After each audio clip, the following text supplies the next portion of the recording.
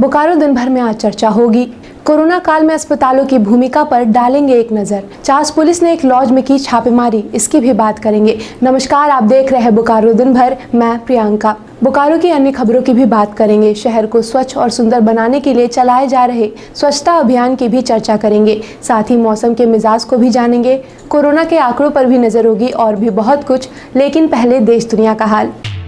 भारत में पिछले 24 घंटे में रिकॉर्ड 4,529 लोगों की मौत, वहीं 2,67,000 से ज़्यादा नए मामले सामने आए, जबकि 3,89,851 कोरोना पीड़ित ठीक भी हुए। महाराष्ट्र में 24 घंटे में दर्ज हुए 28,438 नए केस, रिकॉर्ड 1,291 की मौत। चक्रवात ताउते से हुए नुकसान का जायजा लेने गुजरात पहुंचे प्रधानमंत्री ने की गुजरात के लिए 1,000 करोड़ राहत पैकेज की घोषणा। दिल्ली में सभी गरीबों को मिलेगा 10 किलो मुफ्त राशन, वहीं कोविड मौतों पर मिलेगा 50,000 का मुआवजा। प्रौद्योगिकी मंत्रालय ने व्हाट्सएप को नई प्राइवेसी पॉलिसी वापस लेने का दिया आदेश। सप्ताह के तीसरे दिन सेंसेक्स 290 अंक और निफ्टी 77 अंक गिरकर बंद हुआ। वहीं सोने और चांदी के दाम में कोई बदलाव नहीं देखा गया। अब एक नजर आपके राज्य झारखंड की 3 बड़ी खबरों पर। झारखंड में पिछले 24 घंटे में कोरोना के 2,925 नए मामले सामने आए, वहीं 62 लोगों की मौत हो गई, जबकि 4,859 लोग ठीक होकर घर लौटे। झारखंड में बढ़ेगी गर्मी, मौसम विभाग ने जताई 22 मई तक 41 डिग्री पारा पहुंचने की संभावना। हजारीबाग के Sheikh Bhikhari medical college hospital से 183 ऑक्सीजन सिलेंडर की हुई चोरी। तो ये थी देश दुनिया और झारखंड की खबरें। अब नजर डालते हैं बोकारो के 9 प्रखंडों की खबरों पर, जो आज सुर्खियों में बनी रही। इस कोरोना काल में अस्पताल में मरीजों के भर्ती होने से लेकर डिस्चार्ज होने तक हॉस्पिटल्स की एक अलग ही भूमिका होती है। हॉस्पिटल्स दिन रात सभी प्रोटोकॉल को ध्यान में रखते हुए मरीजों की सेवा कर रहे हैं। इसी सिलसिले में कल हमने 2 हॉस्पिटल का दौरा कर वहां की सुविधाओं से आपको अवगत कराया था। आज भी हमने 2 हॉस्पिटल का दौरा कर जानने की कोशिश की है कि हॉस्पिटल में कोरोना मरीजों के लिए क्या क्या व्यवस्थाएं हैं।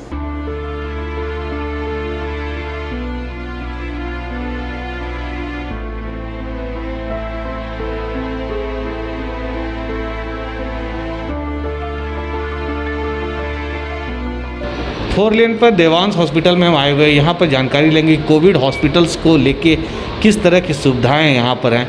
कोई भी पेशेंट अगर यहाँ पर आता है तो उनको किस तरह की सुविधा मिलती है। हमारे साथ है डॉक्टर दीपक। सर ये बताइए कि यहाँ पर जब से कोविड हॉस्पिटल बना है तो क्या क्या सुविधाएँ यहाँ पर पेशेंट को आप देते हैं? हमारे यहाँ सभी तरह की सुविधाएँ हैं लगभग। जैसे अगर एसिम्प्टोमेटिक पेशेंट आते हैं तो उनको हम लोग ऑब्जर्वेशन के लिए रख सकते हैं, जिनका ऑक्सीजन सेचुरेशन अगर 92 से अबव है या कोई सिम्टोमेटिक सिम्टम्स उनको नहीं है, ब्रेथलेसनेस नहीं है, परसिस्टेंट फीवर नहीं है, तो ज़्यादातर हम उन लोग को जो नॉर्मल टैबलेट हैं जो गवर्नमेंट प्रिस्क्राइब की है, जो प्रोटोकॉल चल रहा है उसके हिसाब से प्रिस्क्राइब करके घर भेज देते हैं। और अगर उनको कुछ ज़्यादा दिक्कत है तो ऑब्जर्वेशन के लिए हम अपने यहाँ एडमिट करते हैं। ऑक्सीजन की रिक्वायरमेंट उनको होती है जिसका सेचुरेशन अगर वो 89 से कम है ऑक्सीजन सेचुरेशन, तो उनको फिर ऑक्सीजन हम लोग देते हैं। और इसके अलावा अगर ऑक्सीजन से भी मेंटेन नहीं हो पा रहा है तो बाइकअप थेरेपी है हम लोग के पास, वेंटिलेटर मशीन्स हैं, हाई फ्रिक्वेंसी जो ऑक्सीजन सप्लाई मशीन है वो चीज़ है। बाकी जितने भी तरह के ड्रग्स, नए ड्रग्स है, रेमडेसिविर, इनॉक्सापेरिन, जो भी प्रोटोकॉल्स में है वो सब मेडिसिन हम लोग पेशेंट को अवेलेबल करा रहे हैं। किसी भी पेशेंट को अगर रेमडेसिविर लगाने की ज़रूरत होता है तो उसको कैसे आप अवेलेबल कराते हैं? अवेलेबल 2 तरीका है, या तो हम लोग रिक्वेस्ट भेजते हैं यहाँ से ड्रग इंस्पेक्टर को, तो वो पहले तो रांची से अवेलेबल हो रहा था, जाके लाना पड़ता था। अभी अब सदर में आ गया है रेमडेसिविर, तो हम लोग एक रिक्वेस्ट पेपर में भेज के सभी पेशेंट को दे रहे हैं। वो सदर से फिर फ्री ऑफ कॉस्ट वहाँ से अवेलेबल करा के ला रहे हैं हम लोग। फिर इसको रिक्वेस्ट फॉर्म में क्या क्या देना पड़ता है? रिक्वेस्ट में पेशेंट डिटेल्स देना है, उनका थोड़ा सा वाइटल्स वगैरह, ऑक्सीजन सेचुरेशन, बीपी पल्स क्या है वो देना है, और कितना वायरस की ज़रूरत है उनको वो प्रिस्क्राइब होगा। कितने देर में ये मिल जाता है? लगभग पेशेंट जाते हैं तो 2 से 3 घंटे में अवेलेबल हो जाता है। अच्छा, ये जो रेमडेसिविर की जो सेवा दे रहे हैं सरकार, ये क्या 24/7 है? 24/7 तो नहीं है, लेकिन पेशेंट को हम लोग 10 से 11 बजे के करीब रिक्वेस्ट फॉर्म देते हैं, तो वो लगभग 2 से 3 बजे तक मेरे यहाँ आ जाता है। अब तक इस हॉस्पिटल में कितने पेशेंट आप सेवा दे चुके हैं? यहाँ पे लगभग 150 पेशेंट भर्ती हो गए थे, जिसमें से 130 मरीज ठीक होकर गए हैं बिल्कुल। जो पेशेंट मोर्टेलिटी में ज़्यादा रहे तो उसका क्या रीज़न हो सकता है?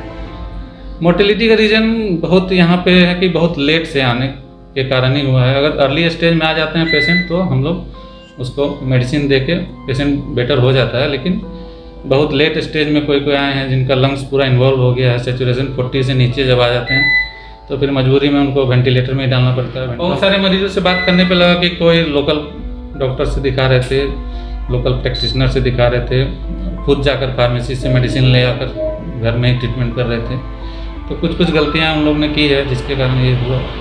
लेकिन जो मैक्सिमम पेशेंट है अगर 70-80 सैचुरेशन से ऊपर में ही यहाँ आए हैं वो मैक्सिमम ठीक होके गए हैं। ज़्यादातर सिम्टम्स क्या देखने को मिलता है जिसका मोर्टेलिटी जो हो जाता है? ज़्यादातर तो सब खांसी के कारण आए यहाँ पे, सांस लेने में चलने थोड़ा सा भी चल रहे हैं तो सांस लेने में दिक्कत हो रहा है, बहुत ज़्यादा वीकनेस हो जा रहा है, हल्के फुल्के बुखार का भी सिम्टम्स है उन लोगों में। बुखार का ज़्यादा मतलब इसमें केस माना जाता है या फिर खांसी से ही? ज़्यादा इसमें जब सीवियर हो जाता है या फिर मॉडरेट इन्वॉल्वमेंट है तो खांसी होना, ब्रेथलेसनेस होना शुरू हो जाता है मरीजों में। बुखार अर्ली सिम्टम्स है, उसी समय अगर वो डॉक्टर को दिखाते हैं, सही मेडिसिन उनको मिल जाता है तो फिर पेशेंट ठीक हो जाते हैं। लेकिन हल्का फुल्का बुखार सोचकर अगर वो फार्मेसी से मेडिसिन ले रहे हैं तो वो थोड़ा सा गलती है, पेशेंट को वो तुरंत डॉक्टर से संपर्क करना चाहिए उसमें। जैसा कि गवर्नमेंट का एनालिसिस चल रहा और डाटा मेंटेन करे कि थर्ड फेज भी आने वाला है, तो इसके लिए आप क्या प्रिकॉशन रखना के लिए बोलेंगे?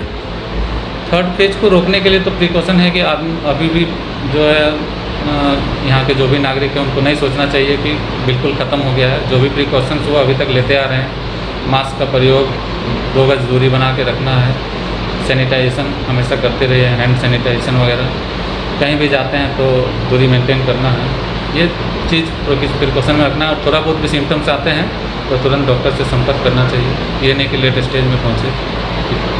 एक पेशेंट यहाँ पे एडमिट होते हैं, अगर मान लीजिए कि बहुत क्रोनिक कंडीशन में आते हैं तो कितना उन पर बजट बन जाता होगा? एक पेशेंट अगर हैं तो अगर उनको बाईपेप पे डालना पड़ता है तो लगभग 8 से 10 हज़ार पर डे, और मेडिसिन अगर उनको हायर एंटीबायोटिक्स देना पड़ता है तो थोड़ा 4-5 हज़ार और उसमें हायर एंटीबायोटिक्स में खर्च आते हैं। मैक्सिमम बहुत ज़्यादा सीरियस है तो 10 से 15 हज़ार के बीच में खर्च आएंगे एक दिन में सर? एक दिन। सर अगर कोई भी पेशेंट अगर संक्रमित होता है और डॉक्टर से बात करना चाहे तो कोई ऐसा नंबर है क्या? हाँ, मेरा नंबर जस्ट डायल में भी, जैसे हमने हॉस्पिटल का नंबर अवेलेबल कराया हुआ है तो बहुत सारे पेशेंट जस्ट डायल देख के ही बहुत सारे कॉल आए हैं। क्या नंबर है सर?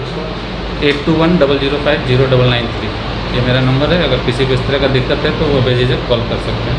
हमने कई हॉस्पिटल्स में जाके ये जानने का कोशिश की कि क्या कारण होता है कि लोग बहुत ज़्यादा सीवियर कंडीशन में हो जाते हैं। सभी जगह का कहना यही था कि लोग अपने जैसे ही सिम्टम्स होता है उन्हें डॉक्टर्स की सलाह तुरंत लेनी चाहिए, साथ में साथ ही उस डॉक्टर्स की जो गाइडलाइन है, जो मेडिसिन वो चला रहे हैं उसका बहुत ज़्यादा प्रिकॉशन रखना चाहिए। मैं अपने सहयोगी के साथ मैं हिमांशु, द टाइम्स मीडिया। इसी बीच हमने एक डेंटल क्लिनिक का भी रुख किया और उनसे बात कर जानने की कोशिश की कि अभी के पैंडेमिक सिचुएशन में डेंटल क्लिनिक कैसे काम कर रहे हैं। इस कोविड में एक सीनियर सिटीजन को क्या क्या ध्यान देना चाहिए दांतों को लेते हुए? अभी सबसे पहले ध्यान देना है कि एज पॉसिबल कोशिश करना है डेंटल क्लिनिक ना जाए। ऑनलाइन कंसल्टेंसी अभी बहुत अच्छी तरह से चल रहा है। मेरा नंबर रहता है, हमको डॉक्टर पेशेंट फ़ोन करते हैं कि नहीं दांत में पेन है तो हम लोग मेडिसिन प्रेस्क्राइब करते हैं, depends upon the patient age and patient systemic condition. Patient का जब डायबिटीज़ है, किडनी प्रॉब्लम है, उस हिसाब से हम लोग मेडिसिन प्रेस्क्राइब करते हैं। कोशिश करते हैं पेशेंट को क्लिनिक ना बुलाएं, मेडिसिन से ही सबसाइड हो जाए। जब तक ये कोरोना है तब तक, जब नहीं होता है, मेडिसिन से सबसाइड नहीं हो रहा है, हम लोग मेडिसिन दे करके देख रहे हैं नहीं कंट्रोल हो रहा, तब हम लोग पेशेंट को बुलाते हैं कि नहीं आइए, सारा प्रिकॉशंस ले करके। और 72 आवर का कोविड नेगेटिव रिपोर्ट होना चाहिए। काम करने से पहले हम लोग वो सब सारा रिपोर्ट देख लेते हैं, उसके बाद फिर आगे काम हम लोग करते हैं। अगर मान लीजिए कोई पेशेंट है, पॉजिटिव भी है और उनके डेंटल केयर का प्रॉब्लम, तो कैसे उसको मैनेज करते हैं? अभी तो पॉसिबल नहीं है। जब पॉजिटिव रहते हैं तो पहले पॉजिटिव हम लोग मेडिसिन से, इंजेक्शन से, जो भी होता है हम लोग करते हैं। इमरजेंसी केसेस में हम लोग पूरा प्रोटेक्शन ले करके और कोशिश करते हैं कि मिनिमम से मिनिमम कांटेक्ट हो। और किन 5 चीज़ एक टिप्स बताइए सीनियर सिटीजन को जो डेंटल केयर कर सकते हैं आज के दिन में? आजकल माउथ वॉश है जो कि अच्छी तरह से माउथ वॉश करने से डेंटल प्रॉब्लम्स मिनिमम से मिनिमम होंगे और प्रॉपर दोनों टाइम ब्रश करते रहना है। अगर फूड लॉजमेंट वगैरह कुछ भी डेंटल प्रॉब्लम होता है तो ऑनलाइन कंसल्टेंसी ले करके सारा कुछ हम लोग फॉलो करते हैं कि ये प्रॉब्लम है तो उसके लिए ये ट्रीटमेंट, ब्रशिंग कैसे करना है, ब्रशिंग टेक्निक हम लोग बताते हैं कि अच्छे से ब्रशिंग करिए। अगर बहुत ज़्यादा सीवियर पेन है तो फिटकरी हो गया, लौंग का तेल हो गया, अभी दांत में डाल करके सबसाइड करने का कोशिश करते हैं। हम लोग एज पॉसिबल ट्राई कर रहे हैं कि क्लिनिक में हम लोग ना बुलाएं, क्योंकि हम लोग कितना भी प्रोटेक्शन ले लें लेकिन हम लोग डायरेक्ट कांटेक्ट में आते हैं क्योंकि डायरेक्ट ओरल कैविटी में काम करना है तो इन्फेक्टेड होने का चांसेस ज़्यादा रहता है पेशेंट को भी और डॉक्टर को भी। अगली खबर की ओर रुख करने से पहले आपको बता दें, कोरोना हर व्यक्ति पर अलग अलग तरीके से असर करता है, इसलिए हर एक व्यक्ति के इलाज और दवाइयों के सेवन का तरीका अलग हो सकता है। कोरोना के शक होने या हल्के लक्षण भी महसूस होने पर तुरंत ही डॉक्टर से संपर्क और परामर्श ले। खुद से इलाज और सुनी सुनाई दवाइयों का सेवन शुरू ना करें, ऐसा करना हानिकारक हो सकता है। चास पुलिस को मिली गुप्त सूचना के आधार पर मंगलवार को चास पुलिस ने चास के बाईपास रोड स्थित एक लॉज में छापेमारी की। यहाँ पर हम लोग को गुप्त सूचना मिला था कि कुछ अनैतिक कार्य चल रहा था, जिससे के छापामारी में हम लोग आए थे सत्यापन के। संदिग्ध तो ऐसा कुछ नहीं मिला, लेकिन एक महिला, एक पुरुष और दो उसके साथ दो लड़की थी। दो लड़के थे जो कि दूसरे रूम में थे, उस रूम में नहीं, कोई ऐसा संदिग्ध रूप में नहीं मिला, ना संदिग्ध कुछ वैसा सामान मिला, उसका लिए थाने ले। अब बात आज के कोरोना अपडेट की। बोकारो में पिछले 24 घंटे में कोरोना के 198 नए मामले सामने आए हैं और 6 लोगों की मौत हो गई है, जिसके बाद बोकारो में अब कुल एक्टिव केसेस की संख्या 1271 हो गई है। वहीं 365 लोग ठीक होकर घर लौटे, जबकि 2214 सैंपल जांच के लिए जमा किए गए। वहीं दूसरी तरफ जिले में कुल 1199 लोगों को कोरोना का टीका लगाया गया। स्वास्थ्य विभाग को फ्लो मीटर से युक्त 1500 ऑक्सीजन रेगुलेटर डिलीवर करने के लिए झारखंड के स्वास्थ्य मंत्री बन्ना गुप्ता ने ईएसएल स्टील लिमिटेड की सराहना की। वहीं आज ईएसएल ने जिला प्रशासन को 350 ऑक्सीजन रेगुलेटर दिया। आज वेदांता के तरफ से ये ऑक्सीजन सिलेंडर के लिए जो रेगुलेटर दिया गया है, इसके लिए मैं उनका हृदय से धन्यवाद देना चाहूँगा और आभार प्रकट करता हूँ, क्योंकि अभी जैसा कि मालूम है बाज़ार में बिल्कुल ही ये नहीं अवेलेबल है और ऑक्सीजन जो है वो प्राण वायु है और प्राण वायु बिना रेगुलेटर के बेकार है। तो इसीलिए ये जो दिया है इसके लिए हम इनको धन्यवाद देते हैं कि कितने भी कीमती ज़िंदगी को इससे बचाया जा सकता है और कोरोना से लड़ाई में महत्वपूर्ण हथियार है ये।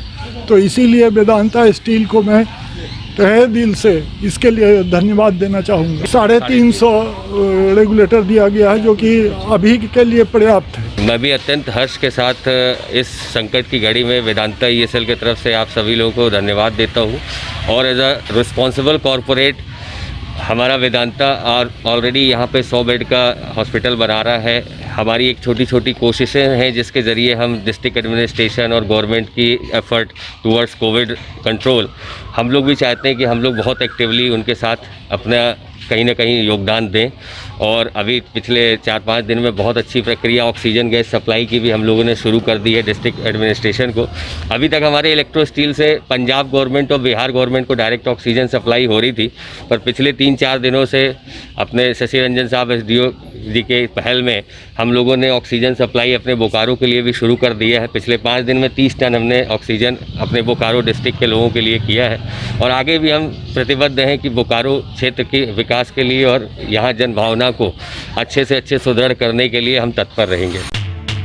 शहर को स्वच्छ और सुंदर बनाने के लिए समय समय पर स्वच्छता अभियान निगम द्वारा चलाया जा रहा है। इसी क्रम में मंगलवार को भी चास नगर निगम के वार्ड संख्या 34 के काका बाबा आश्रम, वार्ड 13 के गुजरात कॉलोनी जैन मंदिर के समीप सीआईएसएफ बिल्डिंग गली, वार्ड 14 के आटा चक्की के पास, वार्ड 17 के प्रभात कॉलोनी, वार्ड 18 के जोन ऑफिस के समीप, वार्ड 18 के शिव मंदिर भगवती मंदिर के पास, वार्ड 19 के पंचवटी मैरिज हॉल के समीप और वार्ड 32 के कृष्णापुरी में विशेष स्वच्छता अभियान चलाया गया।